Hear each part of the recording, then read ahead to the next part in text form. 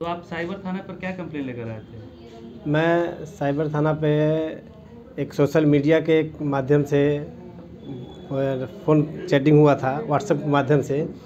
और सबसे पहले व्हाट्सएप पे चैटिंग हो गया नहीं, कि फेसबुक पे चैटिंग हुआ मैं था? पहले फेसबुक पे 2 दिन पहले 18 तारीख को रात में एक मैसेज हाय का मैसेज आया।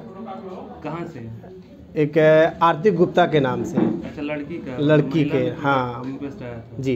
अच्छा। तो मैं एक्सेप्ट किया, हाय हेलो हुआ और उसने तुरंत मुझसे कहा कि अपना व्हाट्सएप नंबर दो, मैं व्हाट्सएप पे कॉलिंग करूँगा। मैंने कहा मैं नहीं दूंगा, तुम अपना दो।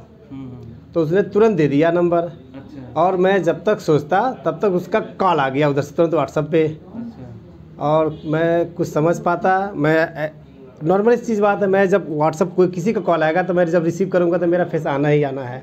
मैंने ऐसे ऑन किया और जैसे मैंने ऑन किया तो उसके वीडियो पर न्यूड वीडियो आया। उधर से न्यूड तुरंत वीडियो चलने लगा और मुश्किल से 2 से 3 सेकंड का फिर कट गया। अच्छा। फिर मैसेज आया उधर से कि तुम बिस्तर में हो, बाथरूम में चलो। मैंने कहा क्या बात है, बाथरूम में चलो। फिर मैं बाथरूम में गया। तो क्यों इतना बहकावे में कैसे आ गए थे? एक्चुअली मैं कभी ये सब चीज़ जाना नहीं, कभी ऐसा वीडियो कॉलिंग किसी चैट किया कभी नहीं इस तरह कभी वीडियो कॉलिंग कभी किसी बात पहला। अच्छा। इस मामले में एकदम जीरो था। अच्छा। तो मैं गया एज ए बाथरूम में गया। फिर उसका तुरंत मैंने कॉल कभी मेरे तरफ से नहीं गया। उसका फिर कॉल आया, फिर वो न्यूड वीडियो लेकिन दूसरी क्लिपिंग उसकी थी। फिर मुझसे फिर कट गया। फिर मुझसे कहा गया कि अब आप अपना न्यूड वीडियो बनाओ। क्योंकि मुझे कोई जानकारी नहीं, मैंने सोचा कि सब सही है लगा। तो मैं भी अपना न्यूड वीडियो के लिए कोशिश किया किया भी, उधर से फिर कट हो गया फिर फ़ोन। उसके बाद फ़ोन बंद हो गया और मुझे कुछ ऐसा लगा, शक हुआ कि हो सकता है कुछ गलत हो गया। तो फिर मैं उसी समय झूठ बोला कि मेरे पापा आ गए हैं बाथरूम में। अच्छा। और वो लॉक कर रहे हैं। ये मैंने मैसेज में किया है। और हाँ, चूँकि मेरे पापा हैं नहीं जिंदा, अभी जीवित नहीं है वो, मैंने झूठ बोला उसको। अच्छा। और मैं तुरंत फ़ोन काट दिया। तो कहा ठीक है, उसने जान कहा मैसेज लिखा कि बेबी ठीक है तुम खाली हो तो फ़ोन करना। मैं गया, ठीक है। मैं ऑफिस गया। ऑफिस में अगले दिन फ़ोन आना शुरू हो गया। तब तक मुझे शक हो चुका था, लेकिन वो वीडियो मेरा जो बाथरूम का था, हम लोग का बातिंग था, वो वीडियो बना चुका था। हाँ, वो हो चुका था, ये मुझे जानकारी नहीं था। लेकिन अगले दिन जब उसका फ़ोन आने लगा, मैसेज आने लगा कि क्यों नहीं फ़ोन पे आ रहे हो, क्यों नहीं बात कर रहे हो, क्यों नहीं जवाब दे रहे हो। मैंने कहा कि पापा का मेरा व्हाट्सएप चैटिंग देख लिए है, फेसबुक चैटिंग देख लिए, मेरी बहुत पिटाई हुई है।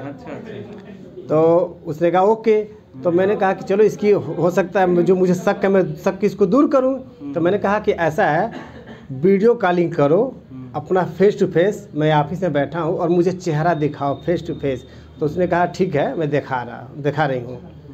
और इतना कहने के बाद उसने धड़ाधड़ जो मेरे साथ चैटिंग, वो जो न्यूड वीडियो बना था उसका, वो वीडियो भेजा।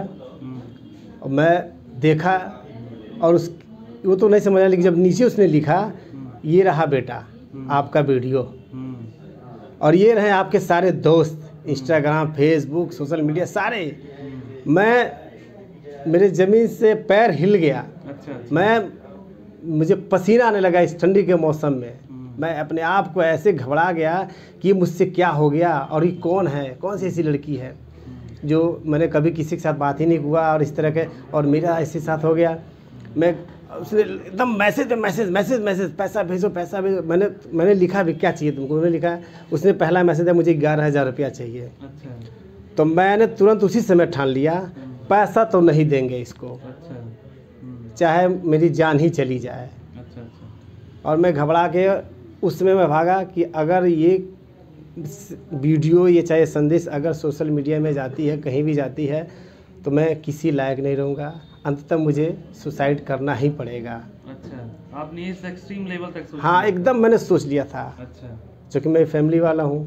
और अगर कभी समाज में आज तक मेरी 32 साल उम्र है, कभी किसी ने ऐसा सोचा नहीं कि हम ऐसा कर सकते हैं। अगर ये जाता है संदेश कि ऐसा ये लड़का है, तो मैं किसी के साथ ना कोई मेरे साथ उठेगा बैठेगा नहीं, समाज में संदेश गलत जाएगा। इसलिए मैंने मरना ही बेहतर समझा। अच्छा, मरना सोचने का बेहतर। हाँ, कि मर ही जाएंगे तो बवाल ख़त्म हो जाएगा। फिर मैंने उससे 1 घंटे का समय मांगा कि मुझे 1 घंटे का समय दो, मैं घर जा रहा हूँ पैसा लेने के लिए। उसने कहा ठीक ओके।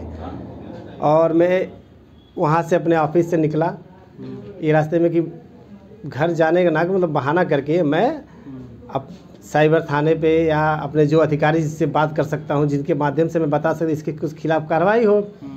तो मैं रास्ते से आया, आते आते फिर मैंने एप्लीकेशन लिखा, मैं माननीय अपने कप्तान साहब के पास गया, उन्होंने लेटर देखा मेरा और सडनली 1 मिनट में तुरंत उन्होंने देखा, उन्होंने फ़ोटो लिया और साइबर थाना पे तुरंत उन्होंने सेंड किया और तुरंत साइबर थाना से मुझे फ़ोन आया, उसका रिस्पांस मुझे तुरंत मिला।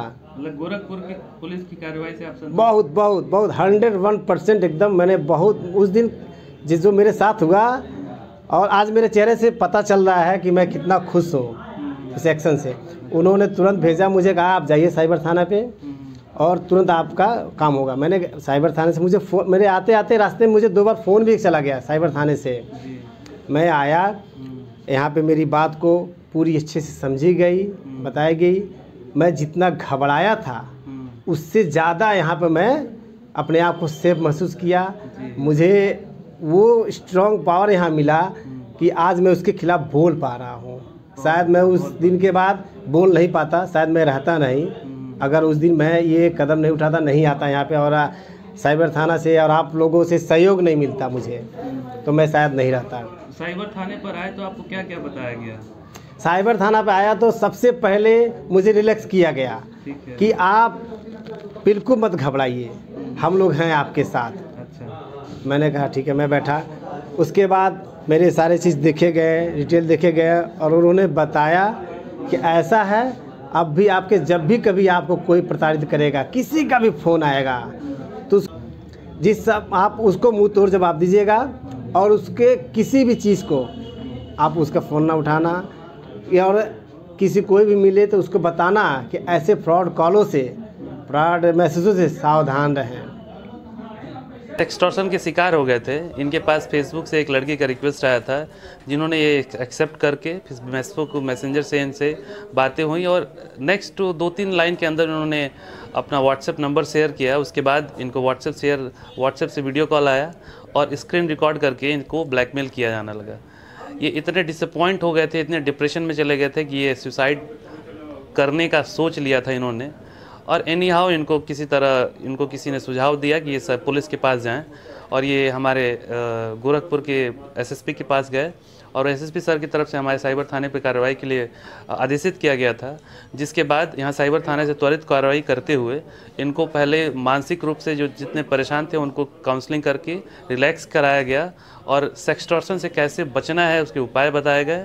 अगर आपके साथ भी ऐसा कुछ होता है तो सेक्सटॉर्शन से आप बिल्कुल जो नेशनल साइबर हेल्पलाइन है या फिर गोरखपुर का अगर नियर बाई जो भी आपका साइबर थाना है उस पर आप कंसल्ट करें और बिल्कुल घबराने की ज़रूरत नहीं है। एक भी पैसा, एक भी रुपया देने की ज़रूरत नहीं है। आप इस सब को इग्नोर करिए, इनका जो भी कॉल आता है इसको रिजेक्ट करिए और संबंधित थाने को और कंप्लेन करके आप रिलैक्स महसूस कर सकते हैं। बिल्कुल डिप्रेशन में मत जाइए, जीवन आपका बहुत ज़्यादा अनमोल है और अगर आप सुसाइडल अटेम्प्ट क्या सोच रहे हैं तो बिल्कुल गलत सोच रहे हैं। धन्यवाद। नहीं सर, धन्यवाद।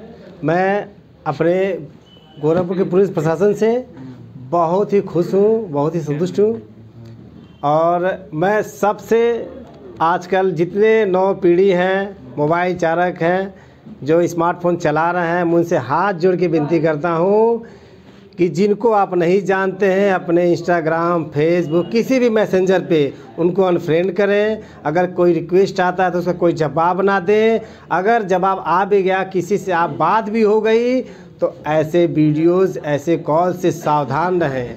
अगर कोई इसमें आ भी गया, इनके जैसे मैं आ गया, मैं भी मोबाइल बहुत दिन से चला रहा हूँ लेकिन फंस गया, लेकिन अगर आ गया तो कोई गलत कदम ना उठाएं और पैसा तो बिल्कुल ना दें और तुरंत नज़दीकी अपने पुलिस प्रशासन से जैसे भी संभव हो सके आप तुरंत अपने साइबर सेल, अपने नज़दीकी थाना या चौकी पे जाकर तुरंत संपर्क करें और इसकी जानकारी दें और निडर रहें आप।